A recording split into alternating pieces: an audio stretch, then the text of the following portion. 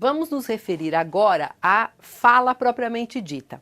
A fala pode acontecer a partir de várias entonações, de padrões diferenciados que vão produzir impacto, que vão produzir efeitos. Vamos falar inicialmente na questão da modulação.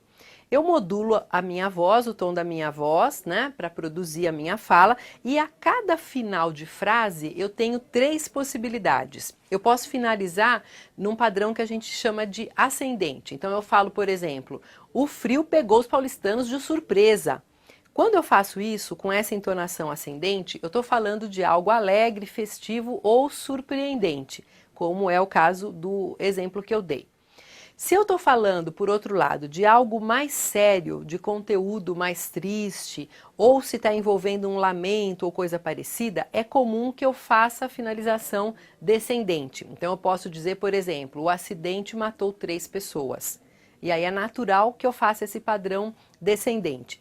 E a gente costuma usar um padrão mais linear, sem muita variação, quando nos referimos a coisas mais objetivas, sem muito conteúdo atrelado ao emocional ou sem muita subjetividade. Então, por exemplo, quando falamos o dólar vale hoje R$ 1,62.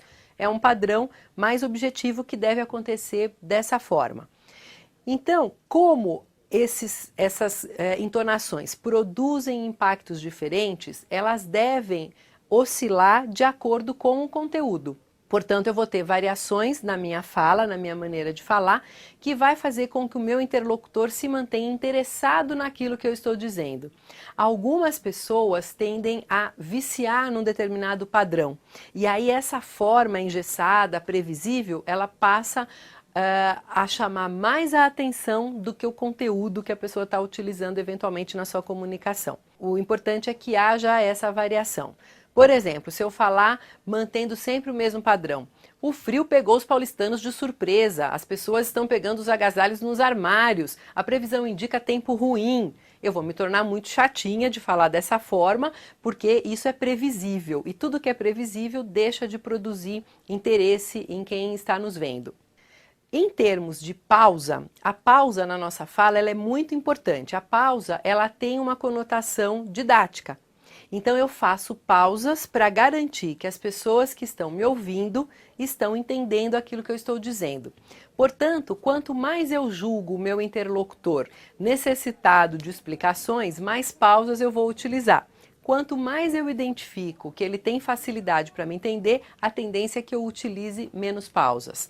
A gente deve dosar essas pausas para que a gente atinja de maneira eficiente o nosso interlocutor, separando blocos de significado, para que ele realmente tenha a oportunidade de acompanhar o nosso raciocínio. Não é interessante truncar uma informação sem que ela tenha sozinha um significado. Portanto, assim, não é comum a gente utilizar as pessoas voltaram para casa. A hora que eu uso essa pausa inadequada aí, o segmento as pessoas não tem significado nenhum.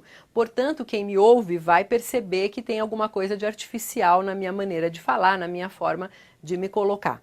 Se eu uso pausas excessivamente, eu posso passar para o meu interlocutor a impressão que eu acho que ele precisa de muito auxílio para me entender e ele pode se sentir desconfortável. Se eu digo, as pessoas voltaram para casa e perceberam que lá não havia ninguém. É muito chato ouvir uma pessoa falando desse jeito, pausando tanto. Por outro lado, se eu falo sem pausa nenhuma, eu passo a impressão que eu não estou nem aí com a compreensão do outro. Então a pausa é um elemento importante e deve ser utilizado para marcar a importância dentro do discurso. Toda vez que eu faço uma pausa, é como se eu colocasse um holofote na informação que vem a seguir.